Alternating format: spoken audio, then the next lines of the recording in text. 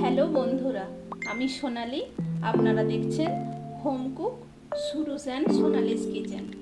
আজকে আমি শোল মাছের ঝোল বানাচ্ছি। এই রান্নাটা যতটা ইজি আর খেতে ততটাই টেস্টি। এই গরমে এইরকম পাতলা শোল মাছের ঝোল হলে আর তো কথাই নেই। তো চলুন আমরা রেসিপিটার দিকে চলে যাই। প্রথমে একটা প্যানে তেল নিয়ে তাতে ধুয়ে ভালো করে নুন হলুদ মাখিয়ে রাখা মাছগুলো আমি ভেজে নেব। এরপর সেই সেম কড়াইতে গোটা জিরে, শুকনো লঙ্কা, তেজপাতা ফোড়ন দিয়ে আলুগুলো দিয়ে দেব। আলুগুলোতে অল্প একটু নুন দিয়ে ভালো করে আলুগুলোকে ভাজা হয়ে গেলে এরপর একটা মশলার পেস্ট দিয়ে দেব।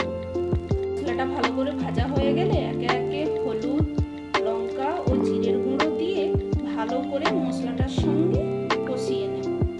মশলার মধ্যে আমি আদা, রসুন, পেঁয়াজ ও কাঁচা লঙ্কা দিয়েছি। মশলাটা কষানো হয়ে গেলে জল দিয়ে দেব। জলটা ভালো করে ফুটে গেলে এরপর ভেজে রাখা মাছগুলো দিয়ে দেব।